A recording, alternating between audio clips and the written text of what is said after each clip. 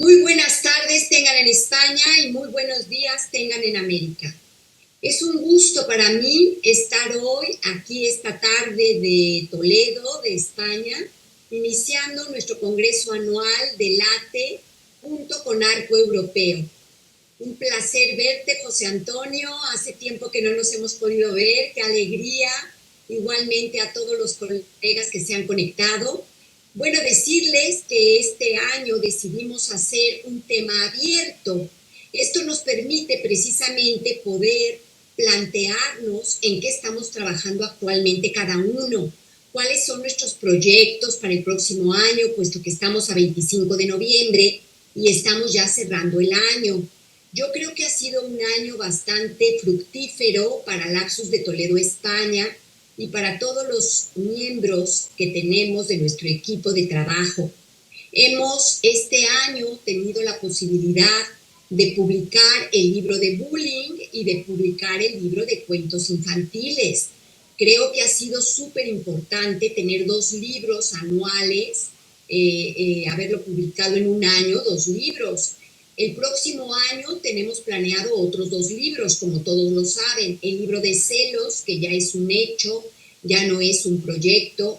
Este libro estamos esperando los textos el 30 de noviembre y para justamente el mes de enero va a estar publicado el libro y el mes de febrero va a estar enviado a México. Y luego, pues como algo novedoso, les tengo la noticia, como ya varios lo han estado viendo en las redes sociales, la publicación de nuestro próximo libro que va a llevar por nombre Pulsión. Me parece a mí súper importante para aquellos que así lo deseen, que podamos escribir desde lo que llamamos el desmontaje de la pulsión. Nosotros en la clínica analítica hacemos interpretaciones para que de alguna manera el paciente pueda darse cuenta de que tiene un montaje hecho a nivel de estructura de lo que es la pulsión. Entonces, a partir de la clínica psicoanalítica, lo que el psicoanalista hace en sus intervenciones y en sus interpretaciones es permitir que el paciente se dé cuenta del montaje de la pulsión propia de cada quien y pueda lograr hacer un desmontaje. Entonces, la cura analítica está del lado del desmontaje de la pulsión. Y a mí me parece muy importante que en este libro podamos plasmar lo que cada uno en su clínica, de lo que cada uno está haciendo, logra establecer ese momento del desmontaje de una pulsión. Un ejemplo, un paciente, por ejemplo, que fuma y quiere dejar de fumar. La pulsión está estructurada a nivel del montaje en esto del hábito de fumar y no puede dejarlo. A nivel del tratamiento psicoanalítico, va a haber un momento en el que se va a poder levantar lo que llamamos ese síntoma, en el momento en el que se desmonta esa pulsión, que es lo que lo va a empujar al acto de fumar. Cada caso particular va a tener un montaje y un desmontaje diferente de la pulsión. Y creo que va a ser un libro muy interesante. Podemos escribirlo a partir de casos clínicos, podemos escribirlo a partir de alguna literatura o de alguna película. Como ustedes saben, cada día nuestro espacio de pensar el cine es bastante solicitado y tenemos muchas películas que ya hemos analizado, un libro muy grueso sobre cine y psicoanálisis que trae muchísimas películas que hemos poco a poco ido reflexionando en nuestro equipo de trabajo de Lapsus de Toledo. Bueno, yo le voy a dar la palabra con todo cariño a nuestro querido colega José Antonio García Regueiro, que es el presidente de Arco Europeo Progresista y que es miembro de honor de Lapsus de Toledo, España. Yo tengo el gran privilegio de ser amiga de José Antonio desde hace muchísimos años.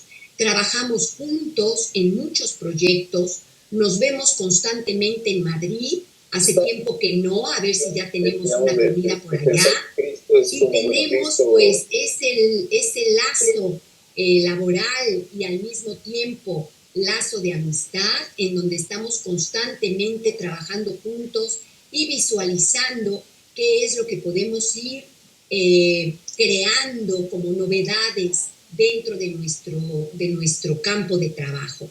Campo muy importante porque, como ustedes saben, el psicoanálisis no es ajeno a la política. Hoy en día estamos viviendo tiempos turbulentos y complicados a nivel mundial por la cuestión de la política. Derechas muy conservadoras, ultraderechas, y una importante complicación a la hora de ver la posibilidad de seguir avanzando, sobre todo en lo que son las ideas progresistas, que es desde donde se encuentra nuestro quehacer del psicoanálisis. Así es de que a mí me enorgullece pertenecer a Arco Europeo. Yo he tenido el privilegio de ser nombrada directora del campo de psicoanálisis en Arco Europeo y también de Espacio Abierto de Madrid, en donde comparto con José Antonio García Regueiro esta necesidad de ir avanzando a nivel cultural y a nivel de la investigación de la mente humana. Así es de que para mí es un privilegio darle la palabra para que nos inaugure el Congreso Anual que con mucho cariño hacemos para todos ustedes. También quiero comentar que este año tenemos como invitado de honor a nuestro querido colega Carlos Martínez. Carlos Martínez es psicoanalista en México, él es coautor de la mayor parte de nuestros libros, sobre todo los que empezaron a publicarse en México y los que estamos publicando ahora en España. Y él es un miembro muy activo de nuestra asociación. Así es de que para mí es un gran placer tenerlo como invitado de honor para que en esta ocasión él tenga la posibilidad de comentarnos cuáles son sus proyectos, en qué tema está trabajando, que esas son las cosas que a mí me parecen importantes en este Congreso Anual del ATE, poder dar voz, como les decía yo a todos ustedes, a lo que cada uno está trabajando, el interés que cada uno tiene en este momento dentro del estudio del psicoanálisis. Acá en España estamos estudiando el seminario 23, que es el del síntoma. Estamos publicando el libro de celos, que nos da un amplio espectro para poder hablar sobre este sentimiento tan complicado en el ser humano que nos puede llevar incluso a cometer actos como crímenes pasionales que llamamos. Y como les decía yo, el proyecto que tengo para este congreso como una cosa de innovación y como una cosa de sorpresa agradable es el proyecto de nuestro próximo libro que se llamará Pulsión. Le doy la palabra entonces a José Antonio García Regueiro. Adelante, querido José Antonio. Muchas gracias, Cristina. ¿Me oyes bien? Cristina, ¿me oís bien? Sí, te oímos muy bien, José Antonio. Adelante. Estupendo. Cristina, es para mí un honor, una vez más, estar aquí contigo y con todos nuestros amigos y tener el placer de poder participar en la inauguración de este Congreso del ATE, de estar contigo, que no solamente eres la directora del Observatorio Psicoanalítico de Arco Europeo y también directora del Espacio Abierto con Arco Europeo, sino que te has olvidado de decir que también eres socia de honor de Arco Europeo. Eres socia de honor de Arco Europeo progresista y hay muy pocas personas que lo sean. Para nosotros es, por lo tanto, un placer tenerte en Arco Europeo como socia de honor, como directora de nuestro Observatorio de Psicoanálisis y personalmente, para mí es una gran satisfacción ser amigo tuyo ya desde hace tantos años y por supuesto, muchos años más que nos quedan de seguir siendo amigos hasta el final.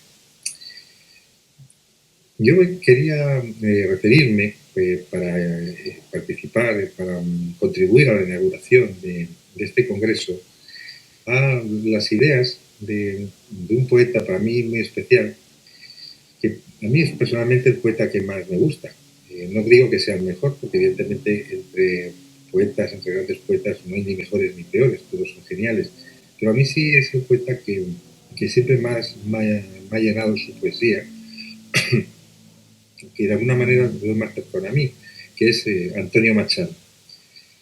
Leía no hace mucho de Antonio Machado una pequeña introducción que hace a Campos de Castilla, que él se planteaba un problema realmente psicoanalítico, un problema trascendental, entre filosófico y psicoanalítico. Y él, nos decía Antonio Machado, que no sabía muy bien qué era mejor proceder, si proceder de dentro hacia afuera o de fuera hacia adentro. Porque decía Antonio Machado, en este breve escrito de introducción a Campos de Castilla, decía, cuando penetro, profundizo en mí mismo, y cuanto más profundizo, más siento que todo me viene dado desde fuera.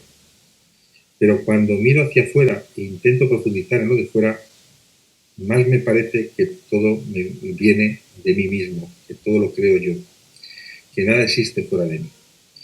Y entonces dice Antonio Machado, ¿qué puedo hacer ante esta contradicción tan notoria? Y dice, pues creo que lo que debo hacer es vivir, porque la vida es para vivir y tenemos que desarrollar y extender el hilo que nos ha venido dado. Esta reflexión de Antonio Machado, la verdad, la veo interesante porque en las personas, en primer lugar, muchas personas por el trabajo, por el tipo de dinámica que tiene, no paran a reflexionar si realmente las cosas vienen de dentro, vienen de fuera o cómo son las cosas, ¿no? Yo creo que es algo muy importante. Y eso es un trabajo que sí realizáis los psicoanalistas. Tenéis esa virtud de que escucháis, sabéis escuchar. Y me imagino que cuando estáis escuchando al paciente o estáis escuchando a vosotros mismos, más de una vez os habréis preguntado de una u otra forma lo que se pregunta Antonio Machado en estas breves líneas, ¿no? Si las cosas vienen de dentro o vienen de fuera. Y en vez de resolverlo, porque él cree que solución no tiene, salvo una, la de vivir la vida que le han dado. Voy a permitirme, por lo tanto, leer el verso que a continuación de esta reflexión hace Antonio Machado, que es muy breve, pero que es un trabajo realmente psicoanalítico de sí mismo, pero que puede servirnos a cualquiera. Es el ya conocido, seguro por muchos de vosotros, retrato, pero que más que un retrato físico es un retrato psicológico, me atrevería a decir incluso psicoanalítico, que hace Antonio Machado. Como es breve, lo voy a leer porque creo que puede ser una buena introducción al congreso que hoy inauguramos. Mi infancia son recuerdos de un patio de Sevilla y un huerto claro donde madura el limonero. Mi juventud, 20 años en tierra de Castilla. Mi historia, algunos casos que recordar no quiero. Ni un seductor mañara, ni un bradomín he sido. Ya conocéis mi torpe aliño indumentario. Mas recibí la flecha que me asignó Cupido, y amé cuanto ellas pueden tener de hospitalario. Hay en mis venas gotas de sangre jacobina, pero mi verso brota del manantial sereno. Y, más que un hombre al uso que sabe su doctrina, soy, en el buen sentido de la palabra, bueno. Adoro la hermosura, y en la moderna estética corté las viejas rosas del huerto de Ronsard. Mas no amo los aceites de la actual cosmética, ni soy un ave de esas del nuevo gaitrinar. Desdeño las romanzas de los tenores huecos y el coro de los grillos que cantan a la luna. A distinguirme paro las voces de los ecos y escucho solamente entre las voces una. ¿Soy clásico o romántico? No sé. Dejar quisiera mi verso como deja el capitán su espada, famosa por la mano viril que la blandiera, no por el docto oficio del forjador preciado. Converso con el hombre que siempre va conmigo.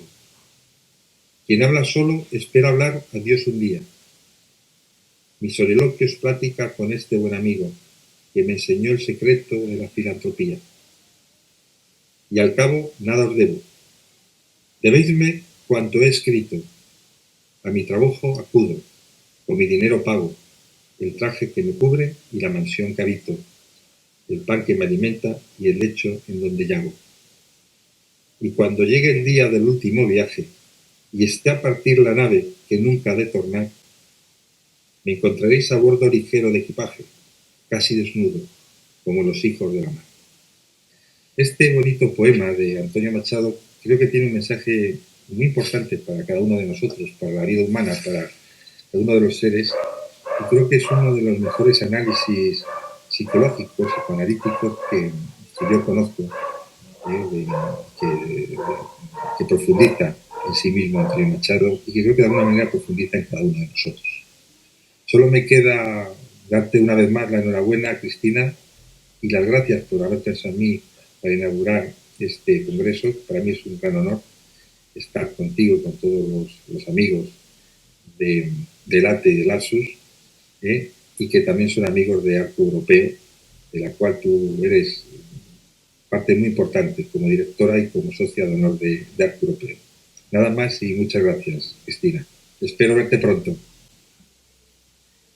Muchísimas gracias a ti, querido José Antonio. Gracias también por el honor que tengo de ser miembro de honor de Arco Europeo y de Espacio Abierto de Madrid. Y sigamos adelante en nuestro quehacer que nos tiene muy ocupados y que nos tiene con mucho deseo de continuar en este quehacer que es el de la investigación de la mente humana, en esta España compleja que nos está tocando vivir, pero que tiene personas como tú y como yo, que estamos precisamente deseosas de que no se nos estanque nuestra querida España y que encontremos siempre los caminos para continuar con lo que llamamos el progreso. Muchísimas gracias. Antonio Machado, me encanta, te agradezco mucho la inauguración. Le vamos a dar ahora la palabra a nuestra querida colega Mariela Flores. Ella es miembro también de nuestro equipo del ARSUS de Toledo y es psicoanalista en México. Adelante, querida Mariela.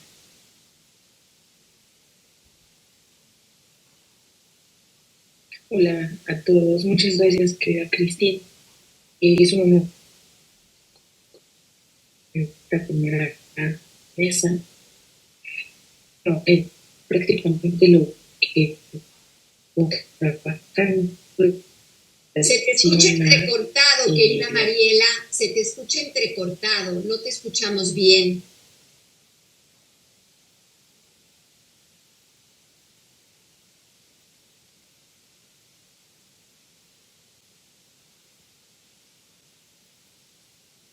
Mariela, creo que se ha salido, a ver si la logramos escuchar.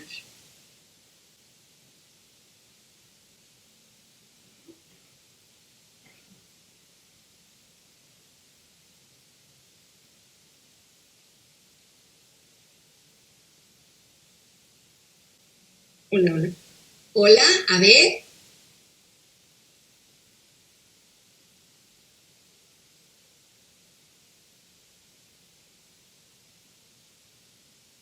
Me da la impresión que se le ha colgado la máquina o algo. A ver si logra conectarse bien. Vamos a esperar unos minutos.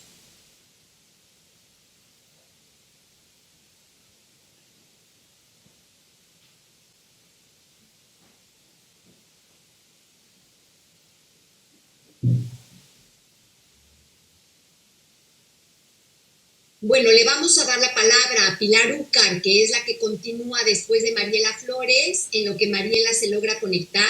Adelante, querida Pilar, ella es escritora de la Universidad de Comillas, ahí en Madrid. Fíjate que hace poquito he ido al colegio que se llama SEC, allá el colegio SEC El Castillo, que queda por Majadahonda, y me gustó muchísimo. Además tienen universidad y es un campus enorme. Y me estaba comentando la que me invitó que ella estudió en la Universidad Comillas y estaba muy, muy contenta y yo le dije, bueno, pues yo conozco ahí una escritora que trabaja en la Universidad Comillas de Madrid, así que pues adelante, querida Pilar, un placer. Ella es miembro de la Sub de Toledo, es escritora y nos ha escrito ya varios textos en varios de los libros que estamos publicando y es un placer trabajar con Pilar. Adelante, por favor. Bueno, muchísimas gracias. Como siempre, un sábado más, encantada de compartir este rato desde España, desde México. Vamos a ver qué tal sale. Yo he oído a Cristina que decía que este congreso, bueno, pues tiene como función compartir entre todos nosotros lo que vamos haciendo en nuestro trabajo. Yo sobre todo, aparte de que últimamente me da por escribir, soy docente y para esta ocasión me ha gustado mucho escuchar a Machado en la voz de José Antonio. Para esta ocasión quiero plantear algo que he hecho con mis estudiantes esta semana. El jueves se celebró el Día Internacional de la Palabra y siempre mis estudiantes de lengua me dicen que tienen problemas para escribir una redacción con cierta fantasía o cierta imaginación y me dicen, es que no sé de qué escribir. Y yo les digo que hay que estar muy atento, que hay que conectar la antena, que no hay que buscar grandes temas, ni profundizar, ni una gran intensidad, sino que observar, escuchar, que es lo que ha dicho José Antonio, ¿no? La gran virtud y el valor que tienen, bueno, pues todos los terapeutas que hoy comparten, ¿no?, este rato con nosotros. Yo desde el punto de vista de docente les animo a mis estudiantes a que escriban, a que escuchen palabras, a que las recuerden y las recreen. Esta semana entonces en mi clase de lengua y de comunicación yo escribí lo que ahora les voy a leer y es una mezcla de relato real de mis experiencias, pero sobre todo para destacar el valor que tiene la palabra, que viene además muy bien y que lo hubiéramos preparado, ¿no?, como dice Cristina, en estos momentos convulsos, ciertamente agitados, ¿no?, que estamos viviendo no solo en España, ¿no?, sino más allá de las fronteras. Así que es una propuesta didáctica de mi clase de lengua sobre la palabra. Yo les doy a mis estudiantes esta frase.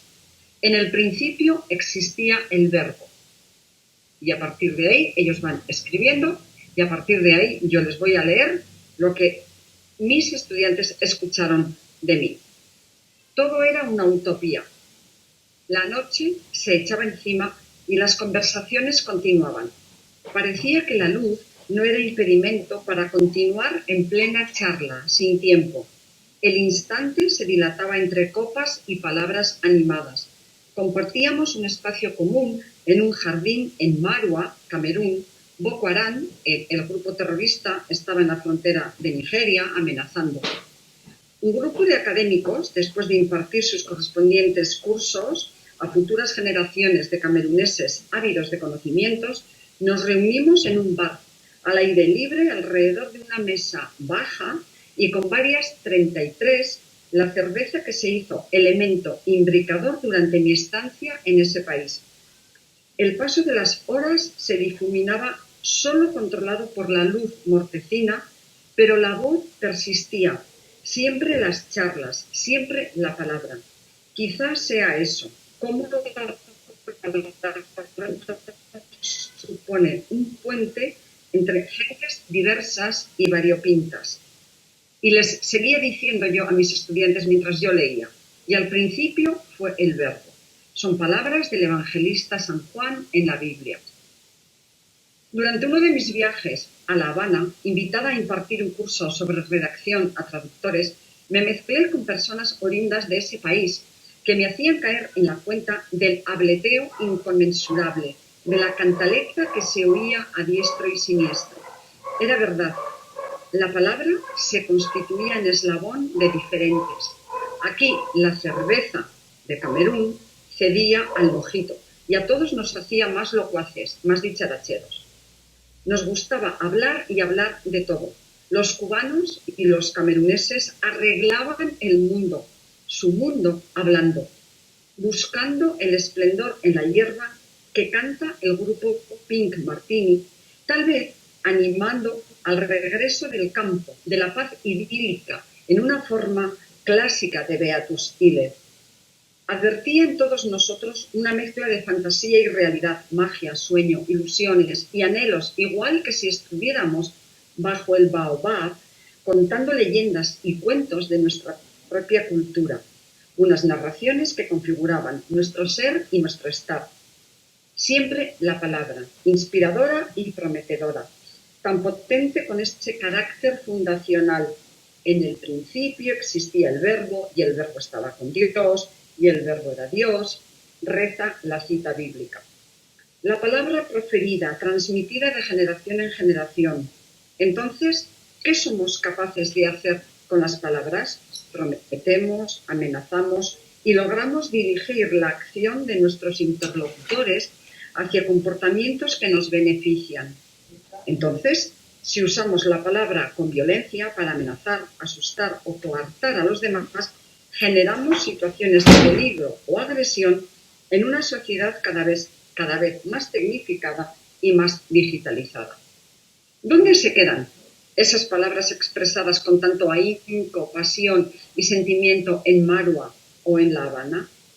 Las palabras se presentan con una mirada contemporánea, al modo de una transgresión mítica, llena de figuras e imágenes enigmáticas. En el verbo recordamos ciertas pinturas de Goya y de Chagall, con una música anticipatoria de misterio, al modo de epopeya legendaria. Y poesía, como la que nos ha leído antes José Antonio, ¿no? Poesía de Machado. Poesía también vamos a apreciar mucho lirismo, entre otros, por ejemplo, en Baudelaire. La batuta del conocedor de la palabra, del orador, del profesor, del terapeuta, como ustedes, nos dirige hacia la sorpresa, hacia el afán por el arte profético, hacia el gusto inspirador y motivante. Quien controla la palabra, el guionista, se alza como el demiurgo, el que casi todo lo sabe y logra además una gran expresividad que a veces desasosiega. Un auténtico deus ex machina que juega con emociones hasta el final. La emoción es un término relativamente nuevo en palabras de Audley, que hace 200 años difícilmente se usaba y que gracias al uso del lenguaje, de la palabra, nos permite acceder al mundo de la ensoñación y de la creación, de la fantasía. Las fábulas se escriben con palabras que se proyectan hacia el infinito y el universo. Volvamos a las emociones, que plasmadas en verbum, logos, nos sirven para establecer nuestra posición con respecto a nuestro entorno y nos impulsan hacia ciertas personas, objetos, acciones, ideas, a la vez que nos alejan de otros. Según Levenson, las emociones actúan también como depósito de influencias innatas y aprendidas. Poseen ciertas características invariables y otras que muestran cierta variación entre individuos, grupos y culturas. Así lo experimenté en mis viajes. Así lo hace patente la palabra. El hombre necesita de la palabra, oral o escrita. Oral y escrita para perdurar, para no sentir el límite del acotamiento. La palabra favorece toda manifestación lingüística y literaria y deshace nudos que conturban el corazón y que atenazan la mente. La palabra, voy acabando, permite hallar resquicios de la cultura que nos identifica y que alberga una tradición mítica. Quizá nos vayamos a convertir en eso, en seres míticos que luego vivirán en la memoria, tal y como nos lo recuerda Dumézil. El ser humano anhela esperanza y consuelo, y la palabra contribuye a la búsqueda de una explicación para justificar la violencia de lo estético y transformarlo en sabiduría popular. Acabo. La palabra siempre, que suene la palabra, que siga resonando. A mis estudiantes lo que yo pretendía decirles, lo que quiero compartir con ustedes, es que solo la misma palabra puede invitarnos a recordar, en mi caso, 2 visitas a Camerún y a Cuba respectivamente. porque son dos pueblos que hablan y comparten mucho, comparten bebida, comparten fiestas. No hay que buscar ni melodramas, ni utilizar términos grandilocuentes, solo recordar, solo tener memoria, solo tener experiencias y a partir de la palabra enhebrar algo así como un escrito que es lo que yo he hecho. Les pedí yo esta propuesta a mis estudiantes después de leer esta redacción. Veremos lo que me van a decir la próxima semana, porque lo que yo quiero es lo que ha dicho Cristina, que me ha encantado, desmontar el bloqueo y el miedo que tienen a la escritura o a la oralidad. Eso es lo que yo quería compartir, sobre todo palabra. Muchísimas gracias. Gracias a ti, querida Pilar, por este texto tan entrañable que has traído y tan interesante. No cabe duda que, como bien lo decía Lacan, el homenaje a quienes escriben desde el psicoanálisis sigue siendo hoy en día parte del quehacer de los psicoanalistas, porque justamente es a partir de esa escritura que se logra en muchas ocasiones visualizar lo que nosotros vamos viendo tanto en la clínica como en la teoría de los libros y que tiene que ver con la mente humana.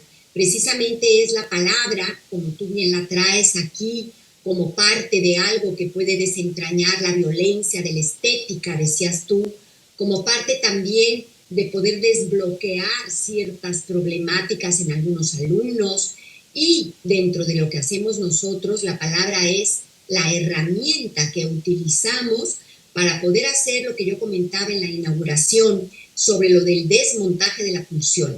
Efectivamente, la gran sorpresa que traigo para Lapsus de Toledo, España, y para todos los que nos siguen y forman parte de nuestro equipo de trabajo allá en Latinoamérica, es este nuevo libro con este título de Pulsión. Un libro que me parece que es muy importante porque nos va a permitir precisamente poder hablar de la pulsión, aquellos que así lo decidan, desde el sitio del desmontaje.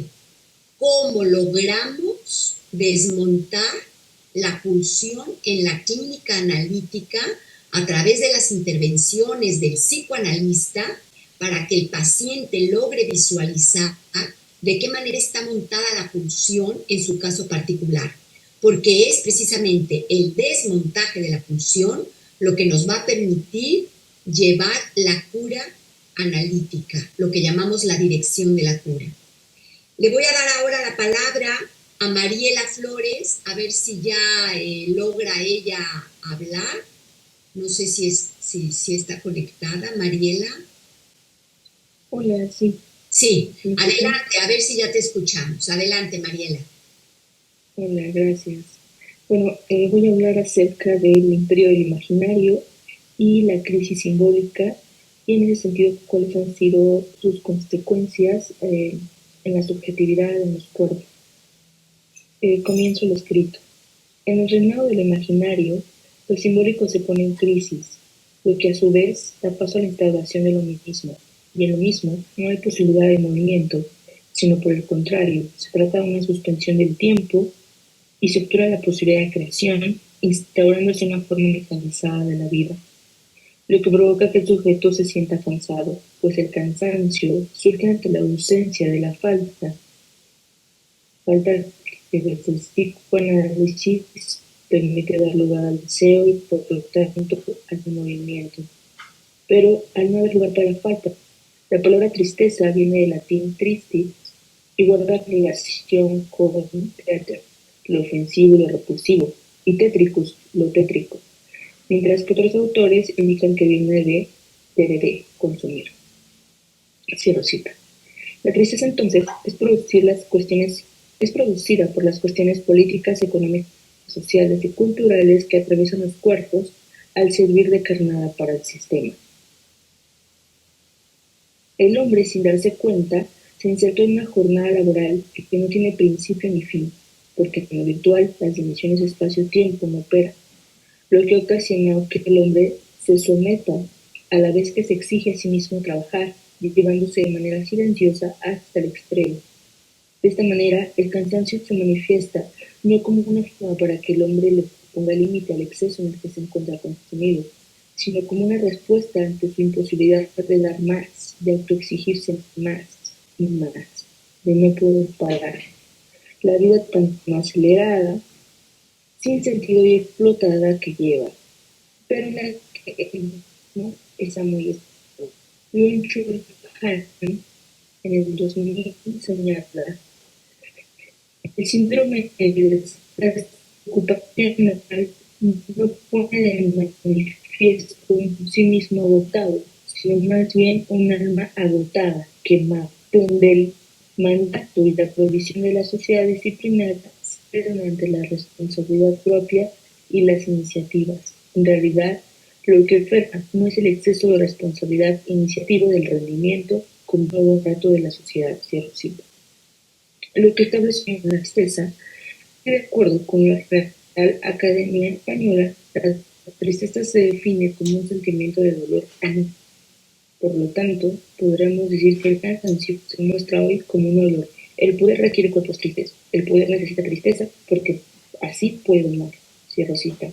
La alegría, por lo tanto, es resistencia, porque no se rinde. La alegría como potencia de vida nos lleva a lugares donde la tristeza nunca nos llevaría. De esta manera, la vida llevada al extremo, sin límite y sin ley, conduce a la posibilidad de que el trabajo se convierta en una vía a través de la cual el hombre se aniquile a sí mismo, sin que alguien sea responsable por ello, lo que nos introduce en la nueva vida, donde el hombre se autoaniquila, porque hoy el cuerpo es aquello que puede herir sin peligro, puede herirse sin peligro, debido a que está en el orden del sacrificio.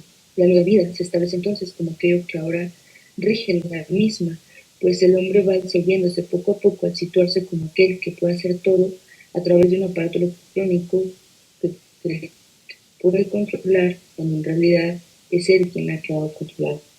Y aquí hay donde la virtualidad lo introduce en la ilusión de que es libre, porque él mismo puede controlar sus tiempos, lo que se instaura en la idea de que no existe tiempo para detenerse, pues hay que aprovechar al máximo las posibilidades que permite el trabajo, porque el cuerpo así se vuelve la carnada. La cultura de que el hombre se atrofie. Hoy todo se hace numeral para poder traducirlo al lenguaje del rendimiento y la eficacia, así como todo lo que no es numeral. Pero ser es un narrar y no un numerar. El numerar es el lenguaje que es historia y recuerdo, cierro cita. De esta manera, somos arrojados a una vida de hipersentido, a un exceso de información que se convierte en datos que son almacenados para traducirse en gigas, kilobytes, porque hoy el hombre, como lo señala Han, es solo una máquina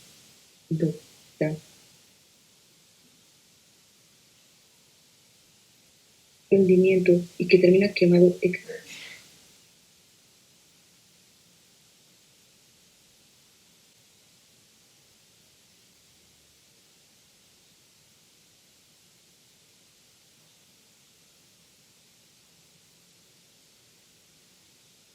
El hombre que se esfuerza a aportar rendimientos y que termina quedando extenuado y siendo depresivo, acaba desazonado de sí mismo, de sí mismo, totalmente incapaz de salir de sí mismo, de estar fuera, de confiar en el otro y en el mismo, lo cual conduce para la oración y el vaciamiento del yo. La vida está puesta en una pantalla que puede almacenar infinidad de información, pero en un espacio de acumulación, lo que hoy aparece sorprendente, mañana carece de importancia. Incluso los mensajes de texto tienen fecha de caducidad. El foco de atención, por lo tanto, es guapo. Y por esta razón, el cuerpo nos lleva en el cansancio, la forma en que se expresa las constancias de una vida encapsulada en el reino de lo imaginario, el cual se traduce hoy como el malestar de la época.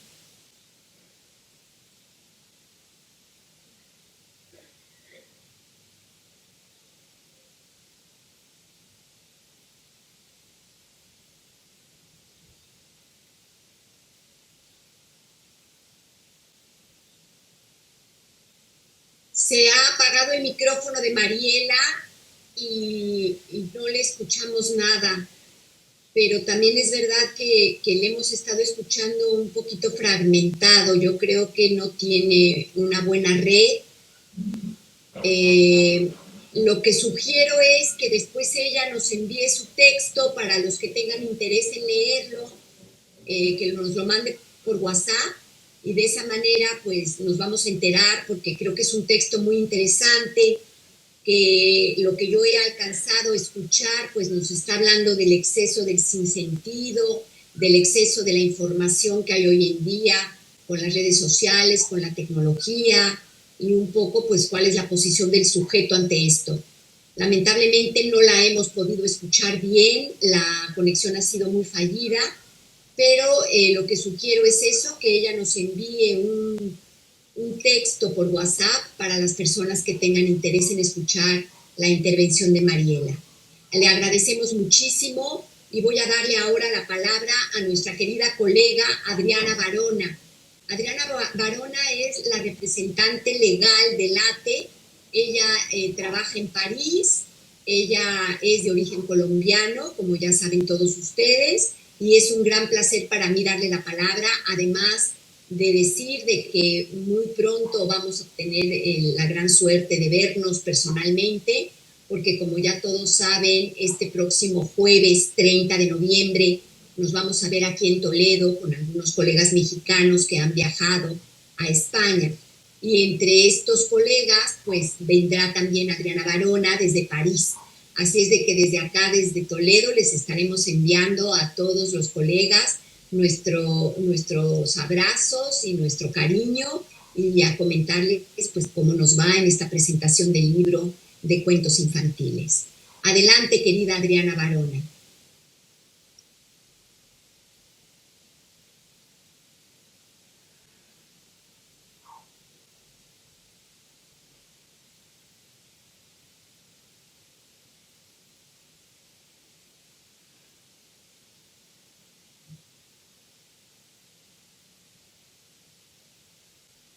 Bueno, pues creo que no está, así es de que le vamos a dar entonces la palabra a nuestro querido colega Michel Montealegre.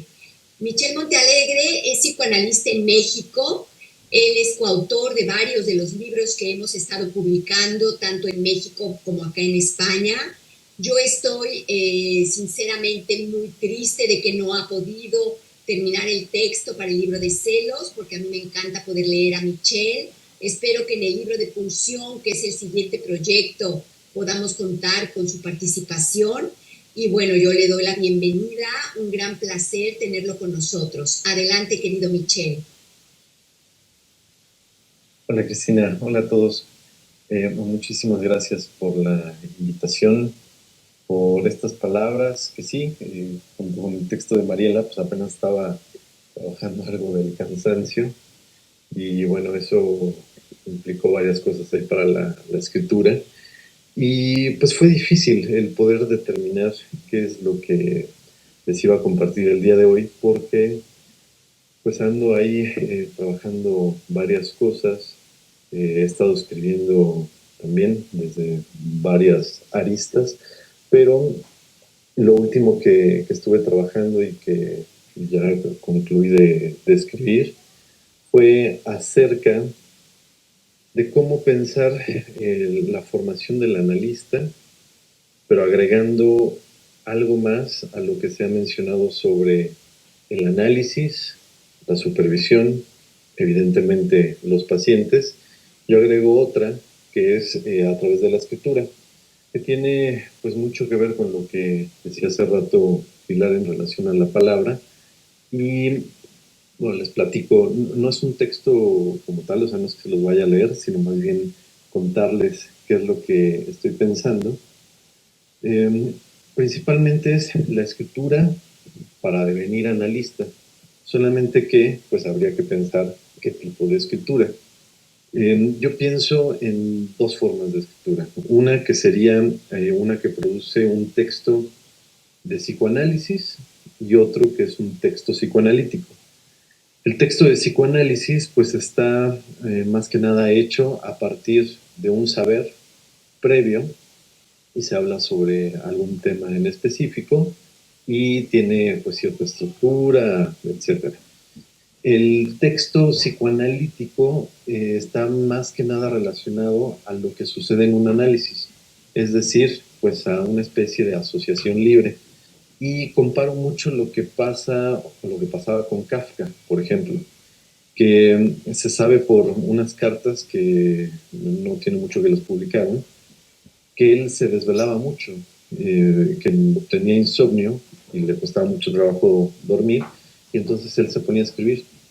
Y precisamente por ese estado en el que estaba, él producía la literatura que producía. Como cierto, ¿cómo decirles? Como cierto sentido onírico que tiene su escritura a partir de estos momentos en los que escribía. Entonces, asemejo mucho la cuestión del texto psicoanalítico a ese punto. No que nos desvelemos, no que tengamos el insomnio y podamos producir un texto psicoanalítico, sino más bien una forma de escritura en la que no sepamos qué es lo que vamos a escribir, cómo lo vamos a escribir, sino que simplemente las palabras sean aquellas que nos escriban. Nosotros ser como una especie de escribas del sujeto, tal cual como lo que pasa en un análisis. Sin embargo, esta forma de escritura no es solitaria, no es yo solo estar escribiendo, asociando libremente, porque pues podría parecer incluso algo delirante. Más bien, esto es a la luz de lo que se trabaja en un cartel, ¿no? Porque hay como diferentes formas de acentuarlo, que es el trabajo con otros. Si bien el analista se autoriza a sí mismo, no es sin los otros, dice Lacan. De repente solamente se queda como esa parte en que uno se autoriza a sí mismo, lo cual pues cae ahí un poco en contradicción, porque el significante no se significa a sí mismo, pero es a través de los otros, a través del lazo que tiene con los otros. Lo que hacemos nosotros en la escritura precisamente es apostar a un lazo, solamente que aquí el trabajo en cartel pues sería trabajar un tema en específico para después producir un texto. Y en esa escritura que se produce, estoy pensando que eso pues prácticamente se vuelve un resto, algo que se desprende del autor, se vuelve un escrito como tal, y eso está en función de una A minúscula que lo nomina. Ese resto del que se desprende el analista lo termina nominando como un autor. Entonces, en mi propuesta es que el analista puede pasar a ser analista como tal, o mejor dicho, el cartelizante, quien está en cartel, pasa a ser analista a través de la función que cumple en el escrito como un autor. El autor se escribe borrándose, es decir, escribiendo de esta manera, en la que no va controlando lo que está escribiendo, sino que simplemente se deja escribir. Por eso, primero se habla de un analizante, después de un cartelizante y después de un analista autor. Se pasa de cartelizante a analista por medio de la función autor. Esa función de autor yo la pienso como fundamental para asociarla al tema de lo que es el devenir como analista. En mi propuesta que estoy elaborando es que las dos van de la mano, pero no cualquier autor, ¿no? Porque no es que se escriba para, no sé, un libro de literatura en el que, no sé, se vendan X cantidad de libros, etcétera, sino que en ese acto de escritura, incluso aunque no se publique, pueda devenir un analista por lo que se está produciendo y la manera en la que lo está produciendo. Entonces, al decir producir, cuando lo estaba escribiendo, me venía a la mente pues los discursos de los que habla Lacan en el Seminario 17. Habla de 4 lugares en los discursos: el lugar de la gente, el del otro, la producción y la verdad. Entonces yo me quedaba pensando, pues, cómo es ese asunto de la producción, porque al final, pues, es lo que les estoy comentando, se produce un escrito. A la luz de qué discurso podría devenir un analista por medio de su escritura. Yo lo pienso en el discurso del amo, algo que es controversial y que tendría que desarrollar más el por qué, pero en lugar de poner al amo, lo que estoy colocando en el significante amo es al cartel. ¿Por qué? Porque el significante amo es lo que determina la castración, del que el analista es su efecto. Entonces, el cartel, como significante amo, sería aquello que determina la castración del analista. Por eso, podría pensarse que en el cartel, de alguna manera, funge algo del análisis. Porque Lacan dice que un fin de análisis no es otra cosa más que dar cuenta de la castración. Si bien el cartel no es un análisis, uno estaría dando cuenta de su castración en tanto pues, se reúne con otros analistas y escribe. Los analistas estarían en la posición del lado del esclavo, pero no porque estén siendo obligados a escribir, sino porque ese es el significante del saber. Sin embargo, los analistas no significa que entonces tengan que leer mucho y sepan. Más bien, en el sentido que dice Lacan, en referencia a los griegos, es un saber hacer. Es decir, que los analistas, en tanto se saben castrados, pueden saber hacer con su castración. ¿Y qué es lo que saben hacer con su castración? Produciendo un escrito. Ese escrito que producen, que es lo que está debajo del lugar del otro en los discursos, es aquello que lo va a nominar como un analista. El escrito es lo que lo termina nombrando como un analista. Y por último, lo que estoy pensando que queda en el lugar de la verdad es el estilo. El estilo y el nombre propio. ¿Por qué pienso estos dos en ese lugar? Lacan separa el saber y la verdad, los pone en lugares diferentes, tan solo por cómo están ahí los matemas. Y es que cuando uno escribe un texto psicoanalítico sin saber qué es lo que está escribiendo, tampoco sabe cuál es su estilo. No sé, pensemos en algún guitarrista, por ejemplo, Jimi Hendrix. Jimi Hendrix tocaba la guitarra y se hizo de un estilo. No es que se quedara tocando pensando cuál era su estilo. Al tocar se hizo de un estilo. Lo mismo con el analista autor, que al escribir se hace de un estilo, pero no sabe cuál es su estilo, sino hasta que lo leen los otros. Y pegadito está el cómo adviene el nombre propio a través de su estilo. Por eso es que Lacan hizo algo muy interesante con la revista Silicet, que eran textos que no estaban firmados, textos que no llevaban al nombre del autor y todos los autores aparecían hasta el final. Entonces, cuando uno abre esa revista, uno tiene que asociar el texto al nombre propio, pero ¿a través de qué? Del estilo. Entonces, creo que eso es una apuesta bien interesante, porque lo que nos nombra al final es el estilo. En la propuesta que estoy pensando y repensando acerca de lo que estoy escribiendo, es que a través del estilo, el analista se puede nombrar analista a sí mismo, no sin los otros. Por eso la importancia del cartel. Y bueno, eso es a muy grandes rasgos lo que he estado trabajando, pero muchísimas gracias por la invitación.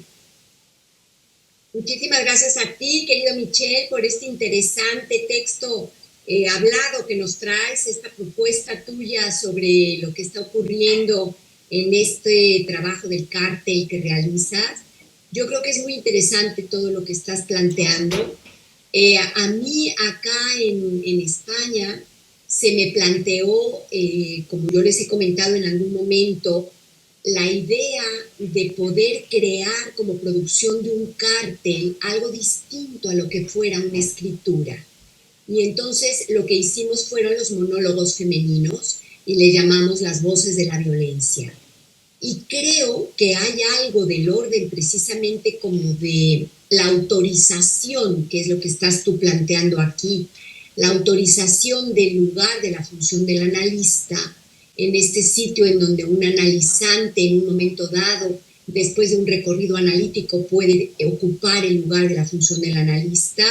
Un cartelizante, le llamas tú, en algún momento dado, puede devenir probablemente también un analista a la hora de escribir como producción de un texto. También podríamos pensar que un cartelizante puede venir a ocupar la función tan importante del +1 en el cártel, que precisamente es una función que es muy diferente a la función de un profesor y que también va a tener en cuenta ese sitio del analista, en donde de lo que se trata es de motorizar el deseo del otro. No se trata de ocupar un lugar de saber universitario en ese sentido del discurso universitario, sino que se trata de ocupar un lugar en donde lo que hace ese sujeto en ese lugar que le llamamos de objeto A sería provocar la causa del deseo, sería provocar la causa del motor del deseo de los demás. Entonces, en el +1, la función del +1 de un cártel es producir el deseo del cartelizante, el deseo de estudiar, el deseo de encontrar en un momento determinado ese motor para ponerse a ir a ello, a los libros, al estudio, al tema, y ese es el poder del +1.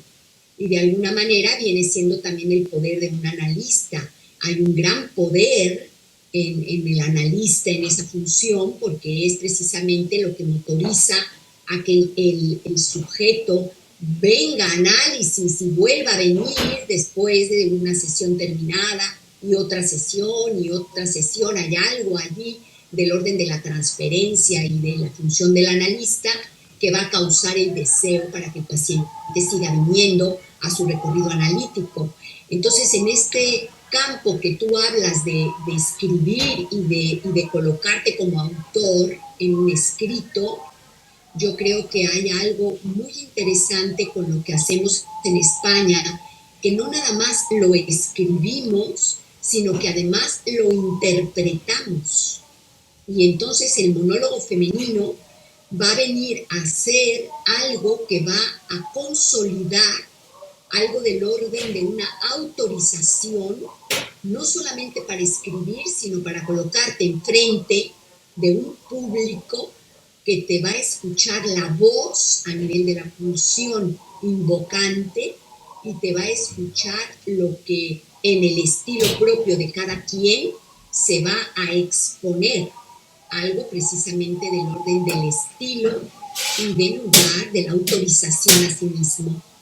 En ese sentido creo que podemos un poco pensar lo que traes como la respuesta de una función similar a la del analista a la hora de la producción de un cártel en un cartelizante. Me parece muy interesante y seguiremos con las reflexiones de ello, porque además también has hablado de la función del autor, y como nuestro próximo libro es de pulsión, pues creo que esto que has traído aquí puede ser un tema bastante nuevo e interesante a reflexionar en este nuevo libro nuestro de Pulsión del Arte.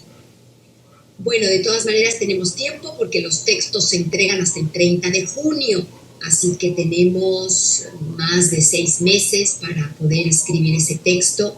El libro se publicará para septiembre de 2024. Para los que estén interesados en este nuevo libro nuestro de Pulsión. También decirles que me ha encantado todos los mensajes que me han enviado sobre el gusto que les da la portada del libro. Es que la verdad es que es una portada maravillosa porque es un cisne negro, es una fotografía de animal que ha hecho el fotógrafo Pedro Jarque, que es mi compañero, y que ha tenido varios premios esta fotografía. Y a mí me encanta porque en un primer momento, cuando yo pensaba que nuestro siguiente título tenía que tener algo del orden de la pulsión, porque no está muy trabajado como tal, se puede hablar de la pulsión, pero no como un libro que se llame pulsión. Y entonces yo pensaba en poner El Cisne Negro de Natalie Portman, pero después me di cuenta que había algo pues del orden como de visualizar una estructura psicótica, porque es lo que es este personaje en esta película, y yo quiero tomar la pulsión no solamente desde una sola estructura.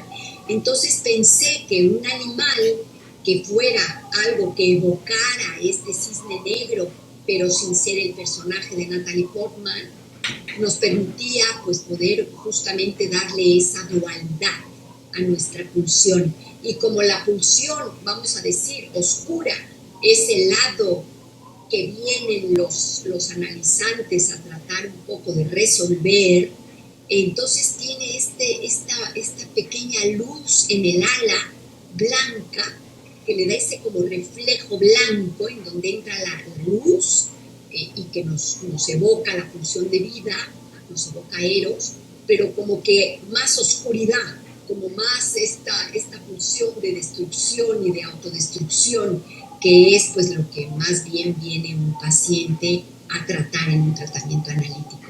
Así que yo estoy totalmente de acuerdo con todos los que me han enviado mensajes. Creo que es una imagen que ya la sola imagen habla, es una imagen muy potente y muy hermosa de nuestro próximo libro. Nuestro agradecimiento a Pedro Jarque, que siempre nos ayuda y nos apoya mucho con sus fotografías, y además pues que tenemos también la ventaja de que son fotografías premiadas y eso le da mucho prestigio a nuestros libros. Bueno, pues ahora le voy a dar la palabra con todo gusto a nuestra querida colega Adriana Barona, que como yo les decía es representante legal del ATE. Ella es de origen colombiano, ella trabaja en París y tengo el gran gusto de que en 5 días la voy a tener aquí en España y nos lo vamos a pasar, como dicen los españoles, pipa. Así que Adriana Barona, adelante, te escuchamos. Sí. Hola Cristina, gracias. Buenas a todos. Voy a presentar pues, los avances que he estado haciendo en asuntos de la investigación. Me he centrado este último tiempo, muchos lo saben, en el asunto de la tecnología, sobre todo con esto que llega ahora de la inteligencia artificial y los ChatGPT, que ha causado todo un gran revuelo. Lo primero que tenemos que interrogar nosotros es cuál es la relación que tenemos nosotros con la máquina. Hablar de términos de interacción, sabemos que componen las dos direcciones. Supone una relación de uno con el otro y del otro con uno, lo que no sucede con la máquina. Entonces, la manera como nosotros interactuamos con la máquina es la interacción de nosotros con la máquina y no una máquina con nosotros. ¿Por qué? Porque la máquina no está dotada de corporalidad. Que sea un aparato visible no lo hace corporalidad, cuerpo, porque nosotros sabemos qué implica el cuerpo. El cuerpo implica una cuestión social y una cuestión cultural, lo que no sucede con la máquina. Y en este rastreo de ideas se encuentra uno con todas las teorías complotistas, por ejemplo, que oye uno decir acerca de las máquinas nos van a reemplazar.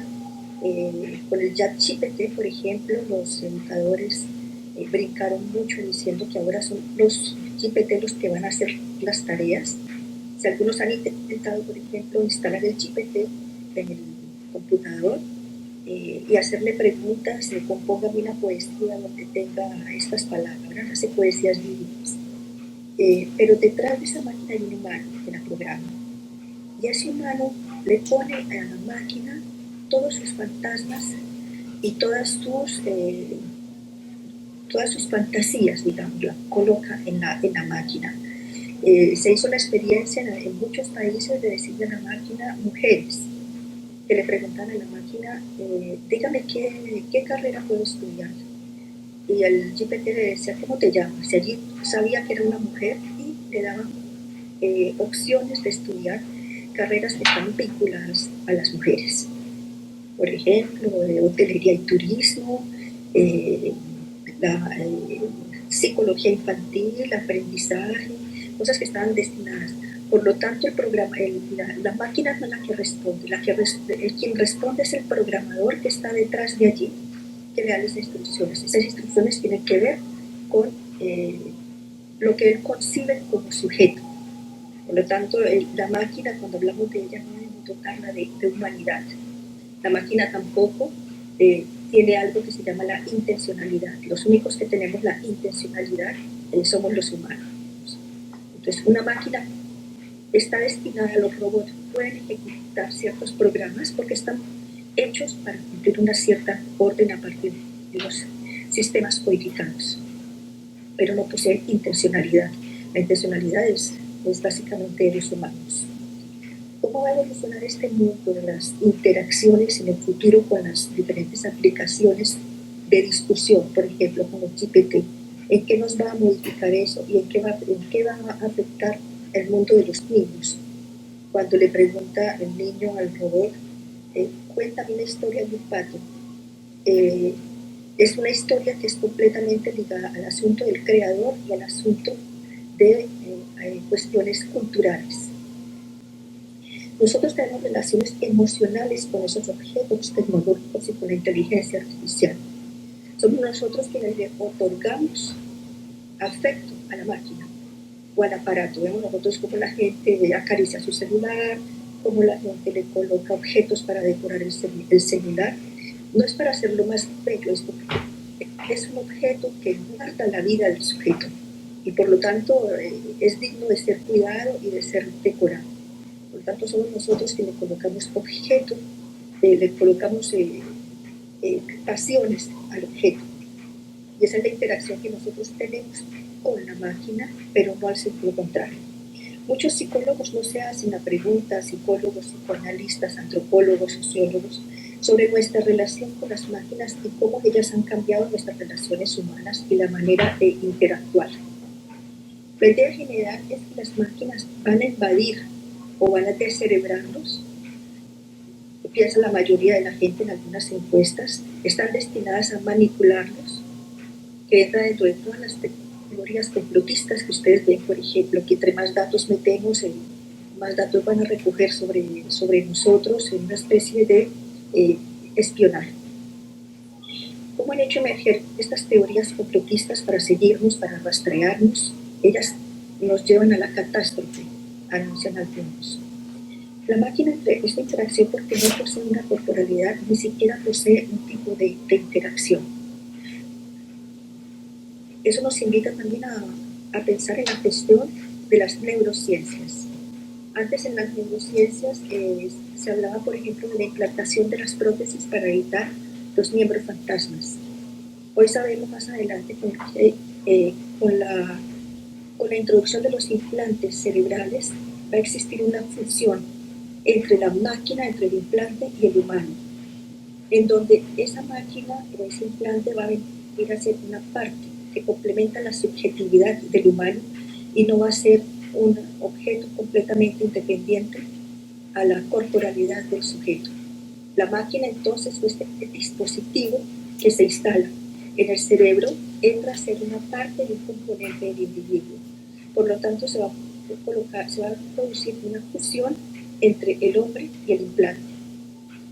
Anteriormente no se hablaba de esta fusión, se hablaba de dos elementos completamente separados, un implante que se introducía y un sujeto que lo portaba. Hoy en día no hablamos de ese tipo de disociación. Sabemos que existe una integración entre el implante y el sujeto. Estas investigaciones han sido abordadas por institutos de las neurociencias, en donde han hecho ciertos escáneres sujetos que han sufrido implantes cerebrales y han encontrado cómo estos implantes se integran a la parte del individuo. El implante es parte del sujeto y el sujeto se integra al implante. La aceptación de ese órgano depende del nivel de adaptación que tenga el sujeto y también del nivel que él tenga para aceptar un cuerpo extraño en su propio cuerpo. Sucede entonces la misma dinámica en los pacientes que han sufrido injertos o trasplantes. Ese rechazo de ese órgano no es solamente una incompatibilidad celular que pudo haber existido, es también el rechazo a no querer aceptar un cuerpo extraño en la propia corporalidad del individuo porque lo siente extraño a su propio cuerpo y se produce el rechazo. Asimismo pasa entonces con los implantes. Debe existir entonces esa integración del sujeto y esa preparación del sujeto a querer aceptar un cuerpo extraño que se integre a su propio cuerpo. En ese orden de ideas entonces no se hablaría más de una disociación o de una separación entre el hombre y ese cuerpo que se implanta, ya sea a nivel de la prótesis. Se trata entonces de una fusión de un órgano con la propia corporalidad del individuo. Y es allí entonces donde debemos interrogarnos desde las neurociencias, psicoanálisis, desde la neurocognición, el nivel de integración que pueda tener un individuo con la máquina. Y en ese mismo nivel deben plantearse entonces las interacciones que el individuo va a desarrollar con las máquinas en el futuro. Como también se plantea la cuestión de poder crear un sujeto inmortal en los mundos virtuales. ¿Cómo se piensa ahora la fabricación de un individuo estilo robot para que después de la muerte esa persona siga conservándose? Lo que nos lleva a suponer una cuestión del duelo, un duelo que no será realizado, porque el individuo rechaza su propia muerte y el individuo rechaza también la propia representación de su muerte. La virtualidad entonces vendría a confundir estos dos tipos de mundos y estos dos tipos de representación de la muerte que tiene cada uno de los individuos en la propia cultura. Representarse a uno mismo después de la muerte, en psicoanálisis sabemos que es difícil representarse.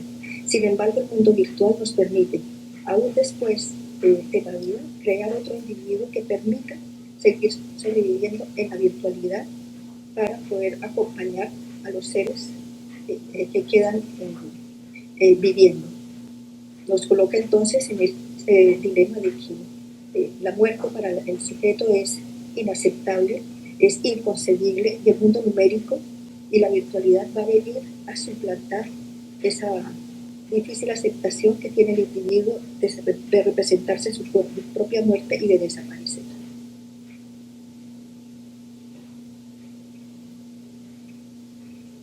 Muchísimas gracias, querida Adriana. Un texto muy interesante el que has traído.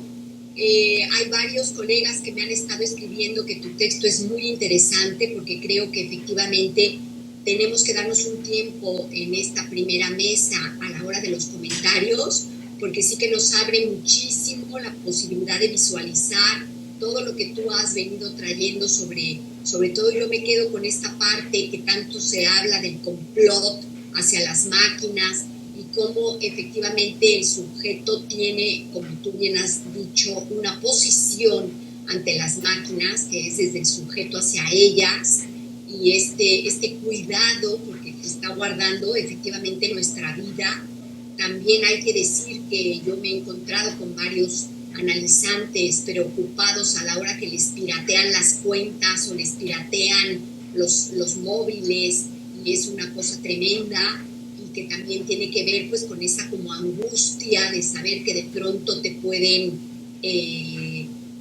sacar de tu intimidad algunos mensajes que han sido dichos en una intimidad y que de pronto se expongan al mundo. Entonces es como complicado, y creo que todo esto va a dar mucho que hablar precisamente en nuestro ratito de comentarios. Decirles que tengo el gran gusto de comentar que nuestro equipo es un equipo de trabajo, en mi opinión, bastante eficiente, porque efectivamente hacen sus textos con el tiempo acordado, y estamos entrando a nuestro querido colega Facundo Podestá, y son precisamente las 18:10 más o menos de la tarde, así que estamos en tiempo. Y lo comento porque cuando de pronto yo soy invitada a algún congreso o algún evento y hay 1 o 2 horas de retraso, es como una locura de verdad, porque uno tiene sus tiempos acordados y es muy duro que de pronto tengas una especie de organigrama y que se vaya de pronto el evento 3 o 2 o 3 horas extras. Así es de que pues a mí me gusta que en nuestro equipo de trabajo podamos estar a tiempo. Le damos la palabra a Facundo Podestá, que es representante de Pensar el Cine. Adelante, querido Facundo, un poeta maravilloso de nuestro querido equipo de trabajo del arte.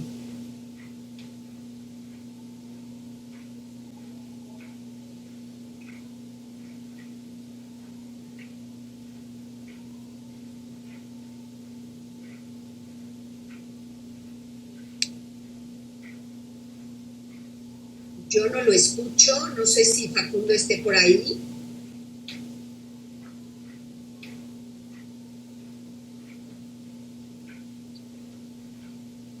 Ahora. A ver. Hola, ¿también?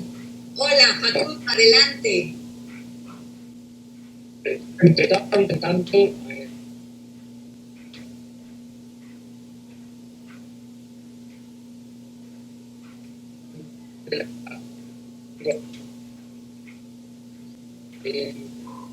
comienzo estas algunas citas, intervenciones, algunos trabajado y no sé qué, yo queda algún grupo para partir, pero yo más sale pero que puede en este texto. A principios del año pasado, Cristina me invitó a participar en la Revela, y además de olvidar el poema con un particular para representar mi trabajo diario. Como se trata de un congreso, se debe contar un poco de cómo funciona para mí. El párrafo es el siguiente. Más allá del hacer decir que se pasa más fácilmente la suposición de que movimientos de causas naturales internas, porque lo tomamos como una certeza.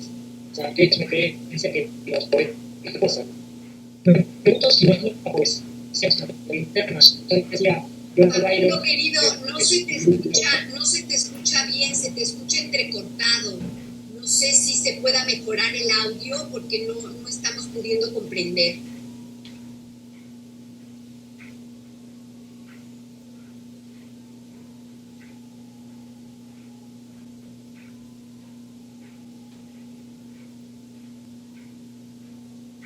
¿Aló?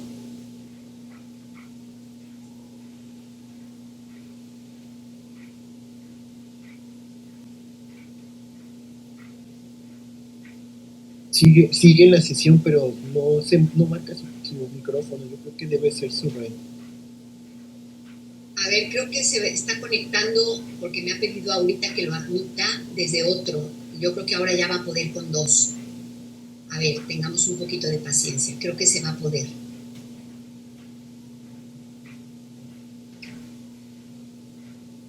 Ahora.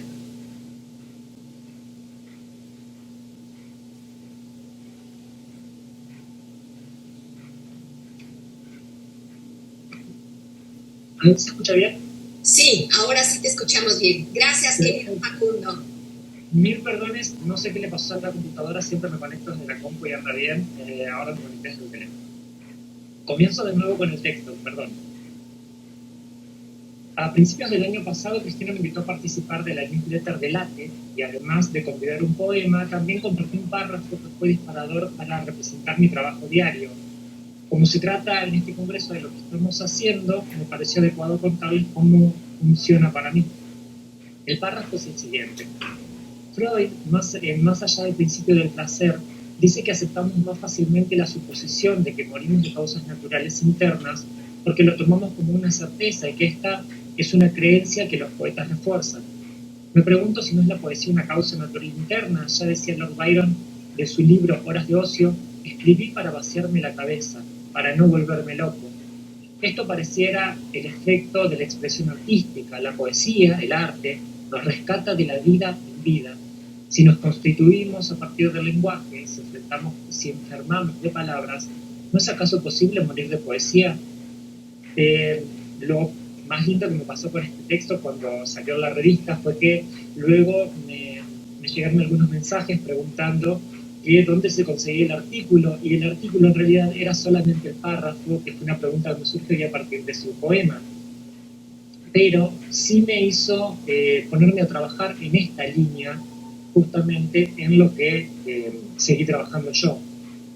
Leyendo el libro El ruido de una época de Elena Harwitz, me encuentro con la siguiente aseveración. Malraux decía que Picasso resumía y reconfiguraba el siglo XX en el siglo XX todos los anteriores. Encauzaba todas las luchas porque, en realidad, todas las luchas eran y son contra la muerte. Proust, Velázquez, Rembrandt lucharon contra la muerte también. Malraux decía entonces que el arte es el antidestino porque lucha contra la muerte. Esto fue el punto de partida de un interés general que va a atravesar lo que haga en lo sucesivo, y lo que voy a compartir son cruces entre diferentes autores, poetas y ensayistas, todos del ramo de la escritura, que han hurgado no solo la palabra, sino lo que me resulta más interesante en el silencio. En ausencia de sonido, simplemente lo que no escuchamos, es ausencia de palabras o de lenguaje. Es un lenguaje que nos es ajeno, es el silencio, la muerte. ¿Puede un cuerpo callar? ¿Qué hacemos sin? Para escuchar conviene callar. Esto dice Giovanni Pozzi. Esto es obligarse a una actitud dirigida a acoger a la palabra ajena. Por ejemplo, escuchar música con los ojos cerrados. En la lectura se logra el gran silencio, cuando la palabra se presenta en silencio sin perder nada de su vitalidad. Es el encuentro de una palabra sin sonido con un destinatario sin voz. La lectura implica la escucha más intensa y a la vez más libre para dosificar las pausas, las vueltas atrás, los recorridos y, sin embargo, totalmente vinculada a la palabra tal y como ha quedado fijada la página. Si la impresión es fiel al original del autor, la palabra no pronunciada de este no yace muerta en la página. A razón de esto, John Villeneuve, en su libro Silencio, hace un estudio bastante más de teléfono, que va a ser más fácil probablemente, se solicita para entrar en el bastante más férreo, si se quiere, y empieza hablando de Theodor Adorno, que la crítica de la cultura y la sociedad concluye que escribir un poema después de Auschwitz es barbarie, o sea, la única respuesta al holocausto sería el silencio. Claro que más adelante en su vida reformuló o licenció de esta expresión los poetas diciendo que la perpetuación del sufrimiento tiene tanto derecho a expresarse como el torturado a gritar. ¿Quién se atreve o puede atreverse a lo indecible? Sin embargo, esta perpetuación del sufrimiento, que es a la vez a lo que el holocausto apuntaba, silenciar las víctimas, es provocada tanto por el hecho de perder a sus seres queridos como por ignorar que fue de ellos. Después de todo, ¿qué es un misterio sino un silencio que persiste? El uso del silencio para prolongar los efectos de la violencia es empleado tanto por gobiernos como por individuos. De aquí que nos encontremos entonces una diferencia abismal. El genocidio busca silenciar, mientras que la tortura, el síntoma, es el antídoto al silencio. El objeto de la tortura es romper el silencio. Pienso en la relación de lo ominoso y las muñecas. Por ejemplo, la fotografía es una imagen del mundo drenada de silencio. Según Cartier-Bresson, para captar en un retrato el silencio hay que arreglárselas para ubicar la cámara entre el pecho y la camisa de quien va a ser fotografiado. Esto al hacer un retrato. En cambio, cuando se dibuja a lápiz, es el artista quien debe tener un silencio interior. Así pasa con la poesía. Llevado a la clínica psicoanalítica, pienso en el analizante debe primero atreverse a la fotografía, encontrarlo reprimido, sacarlo del silencio para retratarlo, la castración, y luego constituirse en artista e imponer el silencio donde se lo necesite. Es muy difícil reconocer el silencio absoluto de la foto como un silencio, porque tomamos a la fotografía por lo fotografiado, así la represión. En el ensayo sobre el ominoso, Freud hace un estudio etimológico del ominoso usando El hombre de arena de Hoffmann, en el que Natanael se enamora de Olimpia, que resulta de ser una muñeca, y el espanto de esa revelación se ve mezclada con miedos olvidados de la niñez que vuelven a apoderarse del protagonista. El ejemplo más claro de esto es la obra La muñeca de Hans Bellmer. Los invito realmente a que busquen esa obra.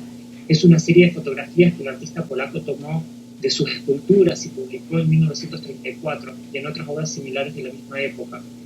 Bremer dijo haberse inspirado en una función de ópera de Jacques Offenbach, Los cuentos de Hoffmann, cuyo primer acto se basa en El hombre de arena, para crear las perturbadoras muñecas desnudas de tamaño real, ensambles grotescos de cabezas, troncos, articulaciones y miembros descuartizados ubicados en poses retorcidas y sexualmente explícitas, presentadas como monstruosidades, siempre mujeres, siempre exhibidas a la postura algo azarosa de un cadáver despatarrado. Las muñecas de Bellman, con las piernas abiertas y a menudo vestidas apenas con medias blancas y zapatos negros de colegiala, son, según Robert Hughes, casi infinitamente pornográficas, incapaces de quejarse de las contorsiones y amputaciones y deformidades que soportan. Las muñecas son las víctimas perfectas, dóciles y mudas, y así todo les tememos. Volvemos entonces a este misterio que persiste, le tememos a lo grotesco, a lo pornográfico, o a esta obligación, a este silencio forzado que delata lo ominoso. Lo que pasa a la contemplación de estas fotografías es lo que decía Posit anteriormente respecto de la escritura fiel.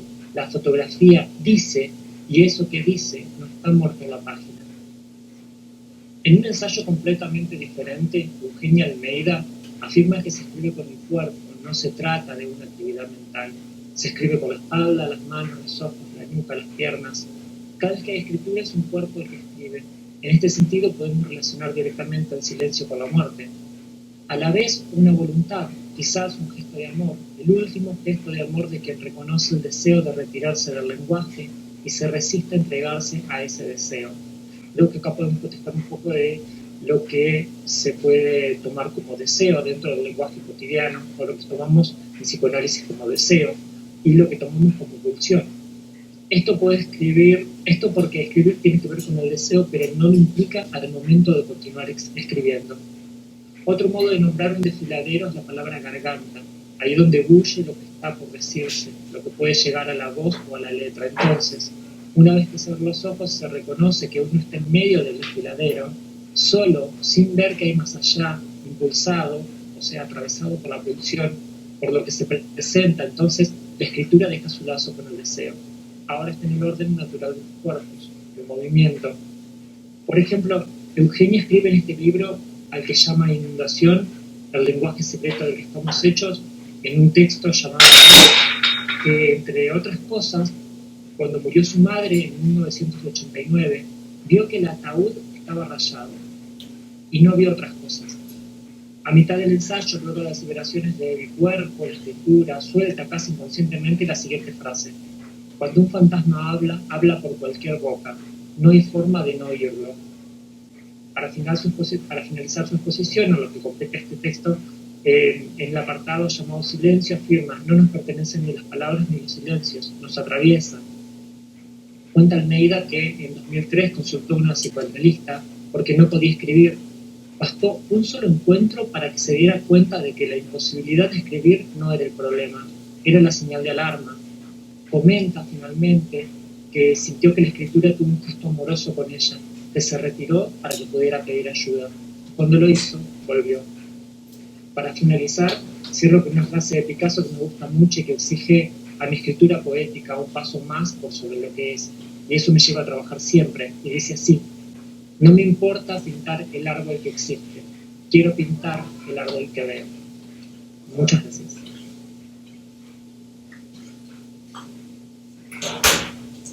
Precioso texto, querido Facundo, lindísimo. Además de que a mí me pone en contacto precisamente con un paciente que tengo, que tiene estructura psicótica y que tiene esto que mencionas tú, lo de la imposibilidad de escribir.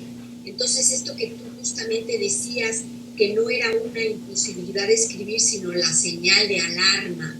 A mí me parece muy interesante lo que traes, porque fíjate que en el recorrido de este paciente ha habido una cosa que me parece interesante plasmar a nivel de la psicosis en mi experiencia, y es que a veces hay como una necesidad de algunos sujetos psicóticos como de pagar un tributo para después como poder entrar a tener la posibilidad de escribir.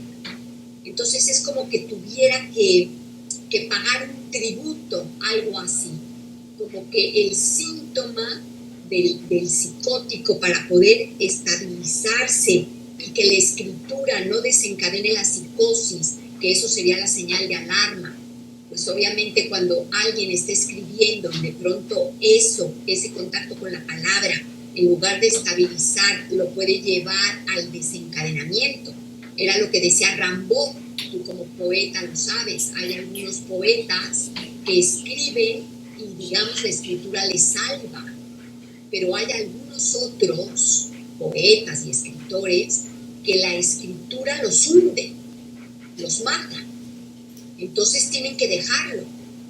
Entonces yo creo que es muy importante esta parte que tú traes sobre la señal de alarma y cómo algunas personas ante ese bloqueo o ante esa imposibilidad de escribir, que justamente es lo que tiene que ver con la palabra, piden ayuda, que esto es lo que ha sido el caso de este paciente mío, como él hace guiones a la hora de que tiene un bloqueo para escribir, busca ayuda. Y entonces se da cuenta de que está en ese momento en el que la escritura, en lugar de salvarlo, lo hunde, lo está hundiendo. Entonces, pero es lo que él quiere hacer. Entonces, esto nos abre la pregunta, ¿cómo lograr que se pueda seguir escribiendo cuando lo que está en juego es algo del orden más bien como de la pulsión de muerte, como de la invasión del gran otro? Creo que es muy importante lo que has traído, Facundo. Muchísimas gracias. Linda la frase de Picasso. A mí también me parece muy interesante porque cada quien y su mirada, ¿verdad? Sobre lo que ve y sobre lo que mira. Bueno, le vamos a dar la palabra ahora a Iris Reyes. Iris Reyes es columnista de nuestra newsletter y es miembro del equipo de LATE. Adelante, querida Iris, un placer escucharte. Muchas gracias, doctora Cristina. Bueno, pues buen día a todos. Hace no mucho estaba pensando en cómo nos definen los nombres, apellidos, etcétera. Y yo creo que siempre he considerado como muy interesante el libro, es ficticio, pero de Norman Bates. Esta relación que tiene con su madre, y sobre todo yo hago énfasis en los nombres. Ahora bien, procedo a mi texto, que es nombrarse o ser nombrado. La página inmaculada que tengo ante mí no debe de ser manchada con mi verdadero nombre, Edgar Allan Poe. Norman Bates, un hijo con alucinaciones, un psicótico con un complejo de Edipo no disuelto, criado sin una figura paterna, quedando a la merced de una madre fálica. Por lo tanto, su libido nunca se desprendió de ella. Para él no hay más mundo que su madre.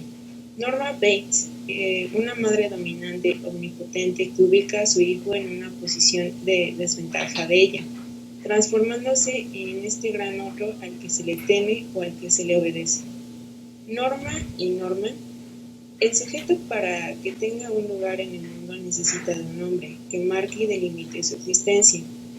Según lo expone Poe en la frase introductoria, un hombre lleno de desgracias en su historia, que se ha ganado el odio y desprecio de su propio linaje, tiene la capacidad de manchar la pureza de una hoja. El hombre que sea elegido estará cargado de una fuerza inconsciente que buscará hacer realidad un ideal y un deseo que ha sido postergado, pues va a estar relacionado con el material inconsciente. El nombre propio se distingue por ser distinto del resto de los significantes. Por eso Lacan va a decir que es un signo o un símbolo, por el problema que trae, decir que es un significante distinto a todos los demás. A la persona a la que se le asigna un nombre no recibe solo esta etiqueta o ese significante, sino que recibe la ley para que se comporte como se espera, y se cree que es lo correcto por parte de quienes lo nombran, y a su vez recibe la carga simbólica que significa ese nombre para los otros, y lo que los otros esperan de esa persona por recibir ese nombre, o lo que es lo mismo decir el significado de ese significante. El nombre de Norman no remite a una significación propia, remite exclusivamente a la madre, a esta madre que le ha dado un lugar en el mundo y a su mundo, la madre que le dice qué hacer y quién ser.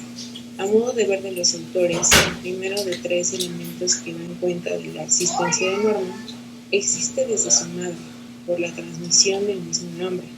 por su madre, dado que la existencia y presencia de ella le da conciencia de su propio ser en el mundo, y para su madre, en tanto ubicado en posición de objeto en el fantasma materno, hace que ella, desmentida de la idea de castración, sea completa y únicamente siendo madre.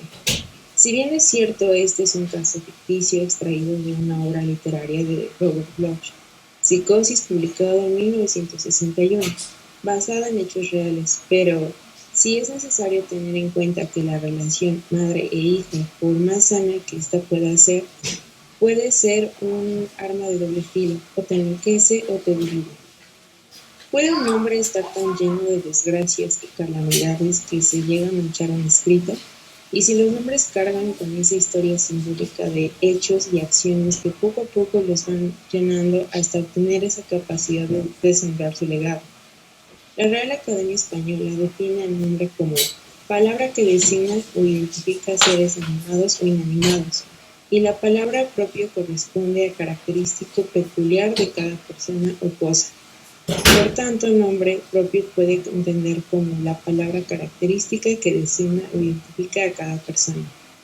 Según Mercer, en 1990, el nombre propio implica una serie de relaciones entre la persona que lo porta y la fuente de la cual proviene ese nombre. Y es que el nombre es una marca personal de un individuo que solo adquiere sentido cuando se referencia al grupo del cual pertenece, entendiendo esto como un apellido. Dicho de otra forma, el apellido corresponde a la pertenencia a determinado grupo de sociedad, mientras que el nombre propio se refiere a un determinado lugar del individuo dentro de ese grupo. Dicho de otra forma, los nombres propios tienen una historia que cargan. Esto pues son representaciones del aquí y el ahora de ciertas nociones inconscientes de las personas que dan el nombre. Cabe mencionar que el nombre es algo que existe antes de la procreación, incluso antes de la formación de la pareja. Es por eso este empeño en nombrar que el nombre que se ha elegido estará cargado de una fuerza inconsciente que buscará hacer realidad un ideal o un deseo que ha sido postergado, pues va a estar relacionado con el material inconsciente. Se puede y se debe decir que si se sometiera a un análisis de elección de un nombre, se encontraría el origen inconsciente de su producción por parte de las personas dadoras. El olvido del nombre por parte del otro genera molestia.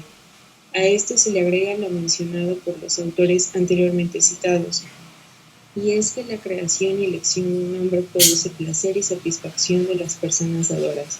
Ahora bien, abordando la perspectiva psicoanalítica de los autores, Mercer menciona que para Freud existen pocas personas que no sienten molestia cuando otro olvida su nombre, pues el nombre propio es inseparable de la persona, y en cierta forma se podría decir que es la representación de la esencia misma de la persona, pues quien no es nombrado equivale a la nada, no tendría un lugar dentro del discurso cotidiano. Los autores antes mencionados explican que las personas que dan el nombre depositan sus deseos reprimidos y sus ideales narcisistas al mismo tiempo. Eso quiere decir que se puede considerar la elección del nombre, o mejor dicho, el nombre como una parte de sí mismo, entendido como en sí mismo de las personas que dan el nombre, llegando así a que el nombrarse pasa a ser propiedad de esas personas que le dieron un nombre, pues ese nombre brinda de su vez una identidad, tal cual es el caso que expone Rudolfo en el 2005, de una pareja que deseaba tener una niña y a darle por nombre Lucía. Sin embargo, tuvieron un niño y le dieron por nombre Luciano. Si se analiza ese nombre, se puede decir que Luciano, es decir, que efectivamente no era Lucía, sino más bien un Luciano. Y esa carga de no ser la persona que los padres deseaban que fuera, es decir, el no ser Lucía, será una pesada depositación que ese niño deberá cargar el tiempo que mismo desea hacerlo. Mazuca en el 2007 establece que la identificación va a permitir a los sujetos llegar a ser lo que no es. En este sentido, cuando la persona recibe un nombre, recibe también una carga simbólica de lo que se espera que sea. Así que puede identificarse con estas depositaciones para así llegar a ser esto que en realidad no es ciertamente. No solo existe un ordenamiento de lo que se espera que sea la persona cuando se nombra, sino que también recibe un lineamiento o una normativa que expresa lo que puede y no puede hacer. Es decir, con el nombre propio la persona recibe también lo que Lacan llama la ley, o lo que es igual a las normas que se instalarán en el inconsciente del infante, Godoy 2012. Esta ley es, en cierta forma, muy similar al llamado heredero del Edipo, el superyo propuesto por Freud, ya que tanto la ley como el superyo dictarán lo que es ético y moralmente correcto, o mejor dicho, esperable. Es decir, que no solo el recibir un nombre propio va a significar recibir una amalgama de significantes y o depositaciones de otros, sino que al ser nombrado o hacerse un nombre, va a significar recibir otro saco lleno de lo que se espera de la persona, lo que se desea de la persona y demás cosas que muchas veces, sin darnos cuenta, depositamos en otros y asumimos en nosotros, ya que no podemos pretender escapar de esa maraña de nombres, títulos e incluso apodos que de una u otra forma van a repercutir, desembocando en relaciones inconscientes que en determinado momento formarán un río de letras que crearán de nuevo nombres. No es posible obviar la presencia de las repeticiones en nombrar, o palabras que formarán títulos para que se dé una suerte de volver a empezar. En este nuevo inicio, o mejor dicho, reinicio, es lo que marca que se sigan repitiendo y o heredando nombres y títulos que no solo se les depositan la carga simbólica primera, sino también todas las relaciones inconscientes que formarán el río de letras que en algún momento formó o reformó el nombre en el cual se le impone a la persona una serie de significantes. Además, esa formación del nombre merece, casi como deber más bien, ser reformada para que se dé la reelaboración y así se inicia de nuevo el camino hacia la resignificación del nombre y el adueñarse, apropiarse de sí mismo. Podemos decir que existe la posibilidad de que un nombre llegue a manchar la pureza de algo, o que puede ser equivalente, deshonrar por la carga simbólica que existe debido a todas y cada una de las situaciones que se han expuesto y se han intentado exponer en este escrito. Incluso puede manchar a la persona que porta el nombre, ya que en ocasiones sucede que la persona acepta y o asume, como ya se mencionó, las depositaciones y se comporta en pos de los demás y no de ella misma, dejando de lado la capacidad de resignificar ese nombre o nombramiento que se le ha sido impuesto. Es todo. Muchas gracias. Muchísimas gracias a ti, querida Iris, por este texto tan trabajado, tan riguroso. Además, me parece muy importante decir esta parte en donde justamente en el psicoanálisis hay algo de hacerse un nombre, es como un nuevo nombre, y que tenemos también allí, pues lo que Joyce justamente hizo fue precisamente el poder nombrarse de una otra manera que el nombre que se le había asignado. Le vamos a dar ahora la palabra a nuestro querido colega José María Bautista, que pertenece a nuestro equipo de trabajo de LATE y que es un placer poder escucharlo. Adelante, querido José María. Muy buenos días a todos. ¿Se escucha bien? Espero el ruido de fondo no... Se escucha muy bien. Adelante. Gracias. Gracias por el espacio. Bueno, voy a empezar con mi ponencia. He decidido titularla como De Todo. Este título hace alusión a un programa que veía hace ya mucho tiempo que se llamaba justamente De Todo. Un programa de Canal 11 conducido en ese entonces por María Royce, al menos el periodo que yo pude verlo. Algo que me complacía mucho de ese programa era que hablaba de varios temas que al final hacían un programa que de alguna manera era heterogéneo por la propuesta que hacía, sin embargo, siempre al final se sentía una sensación muy homogénea de todo lo que se había mostrado.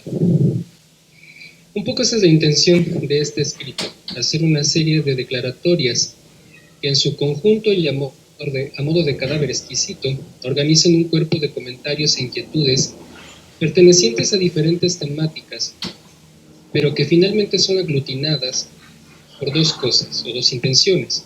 Una, por el deseo de escribir, por el placer de escribir, y dos, por la pertinencia del psicoanálisis en todas ellas.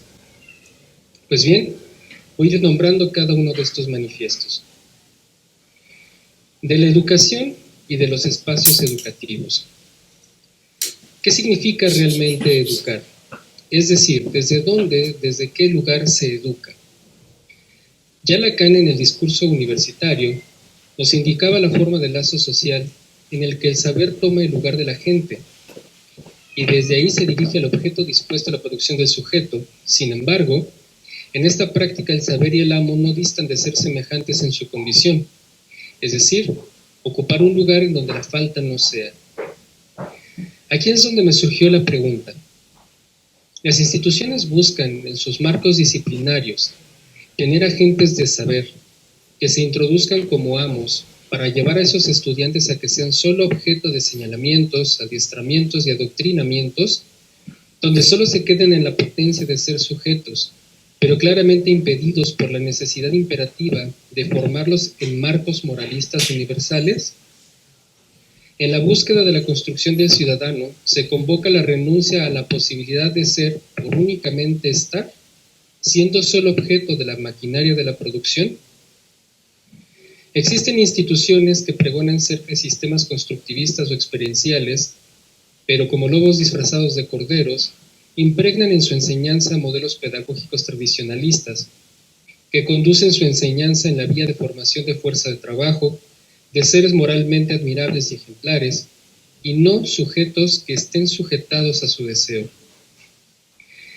De ahí muchas veces la docencia se convierte en un campo de disputa entre ser el salvoconducto para que el sujeto del deseo sea, o ser el epicentro de la transmisión del alma bella.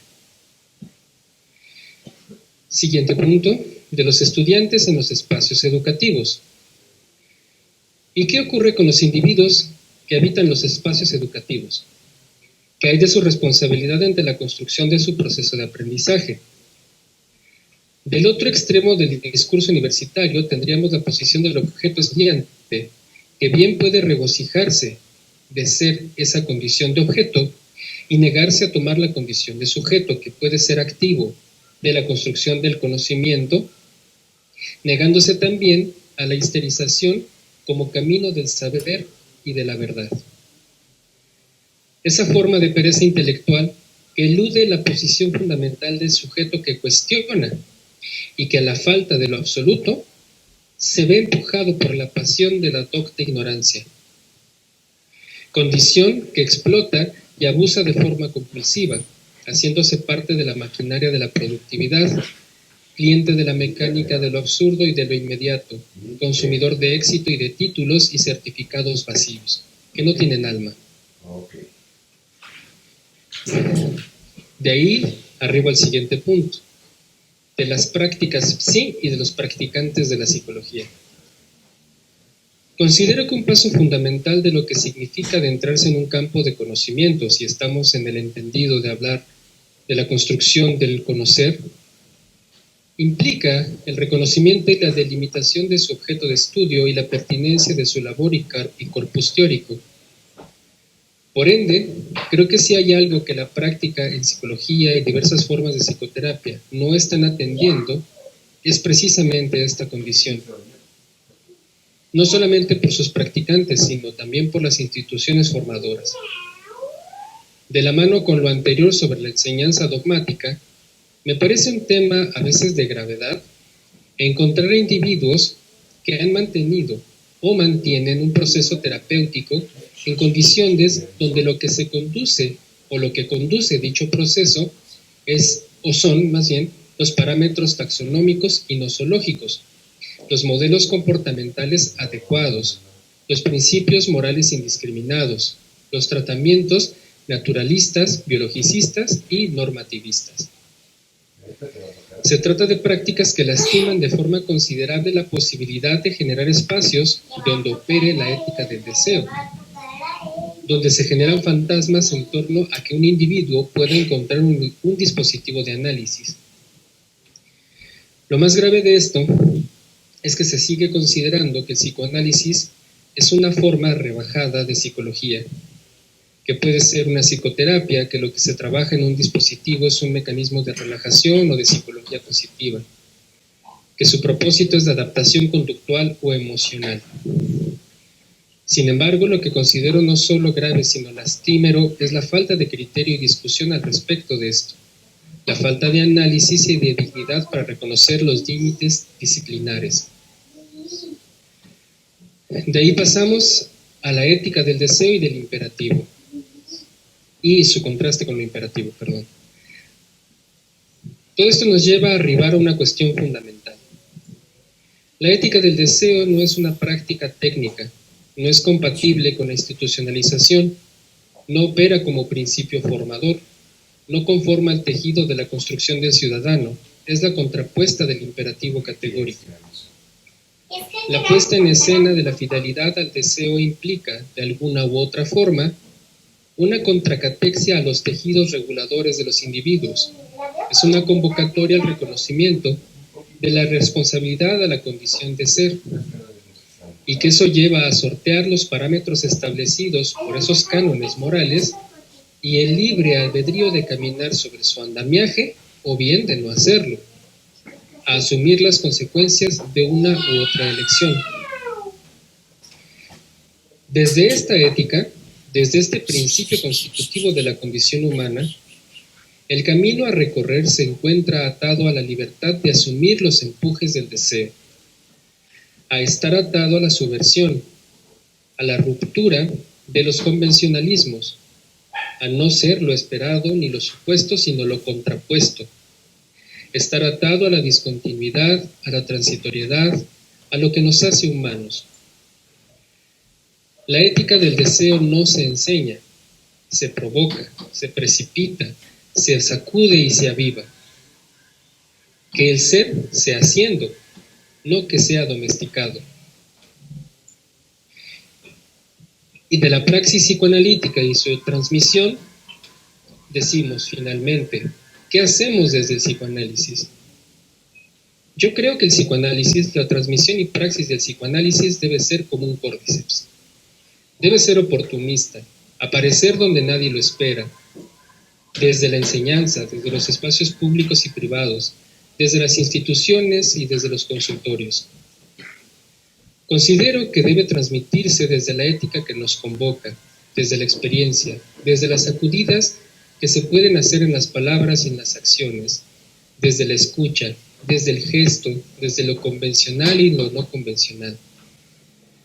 Debe germinar en las mentes de los sujetos, tocar en su interior, crecer ahí y que brote en la constitución de un sujeto, que reemplace los estándares, que denuncie los atropellos de lo corrupto, de lo taxonómico, de lo normalizador y de lo regulador, que reivindique la condición del ser, que reconozca la incongruencia de nuestra condición, que sea algo que brote de los cuerpos y las mentes de quienes aprendan algo de él, que no seamos solo figuras de saber, sino transmisores de una diferencia, por sencilla que pueda ser, que se partan las paredes de la academia y de los espacios de trabajo y se toquen los cimientos de cada espacio donde algo de esa ética pueda tener lugar. No es un dogmatismo, no es una revolución, tampoco es un anarquismo, simplemente es una invitación, siempre hacia lo distinto. Bueno, pues eso sería todo. Muchísimas gracias por la escucha. Gracias a ti, querido José María. Estaba pensando en este momento que yo hablaba en la inauguración, para aquellos que no se lograron conectar desde temprano. Yo les estaba comentando que tuve la oportunidad de ir a un colegio en Madrid, que es un colegio de gente bastante pudiente. Hay colegiaturas que verdaderamente rebasan la comprensión. Me estaban comentando que hay quienes llegan a pagar 3.000 euros mensuales, son 2.000 euros mensuales de lo que es parvulitos. Es un colegio verdaderamente carísimo y por lo tanto guiado por una serie de personas muy del lado, digamos, de ideas conservadoras y, como decía José María, convencionales.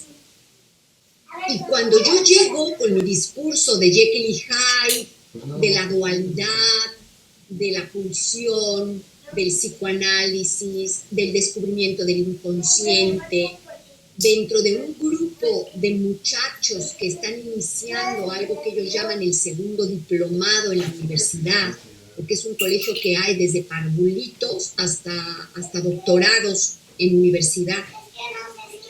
Estos jóvenes entre 21 y 23 años de edad, me parecía tan lindo, de verdad se los digo desde un lugar personal, de gran satisfacción.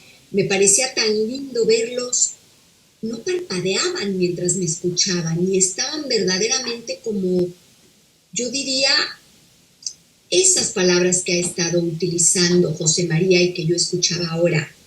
Decía, el psicoanálisis tiene que aparecer donde nadie lo espera.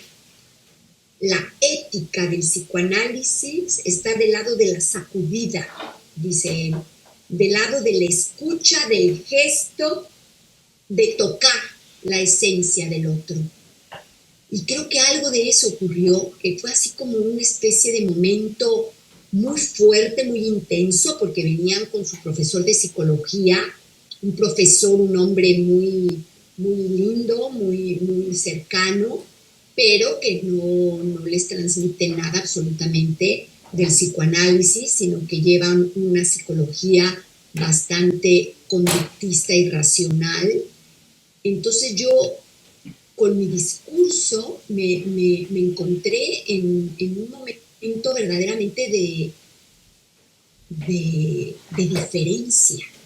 Entonces me llega profundamente lo que ha dicho José María, me estremece y me encanta, porque creo que esto es lo que es lo que aprendemos dentro de nuestro grupo de Late, a poder llevar nuestra palabra a lugares convencionales, conservadores, donde parece que no quieren que se mueva nada, y poder subvertir esto, no de una manera caótica ni anarquista, ni quizá tampoco revolucionaria, sino desde un lugar donde hay esto que yo diría es la sorpresa. La sorpresa. Eso es lo que yo miraba en estas miradas de estos jóvenes.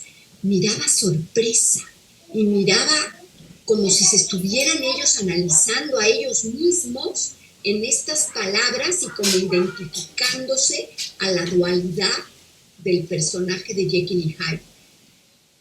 Precioso, fue un momento precioso para mí y además nos han abierto las puertas para llegar con nuestro discurso de psicoanálisis y me ha parecido verdaderamente lindo. Bueno, le voy a dar ahora la palabra a nuestra querida colega Paola Franco, que es psicoanalista en México y es la vicepresidenta de Late. Adelante, querida Paola. Además, ella es columnista de nuestra newsletter de Late.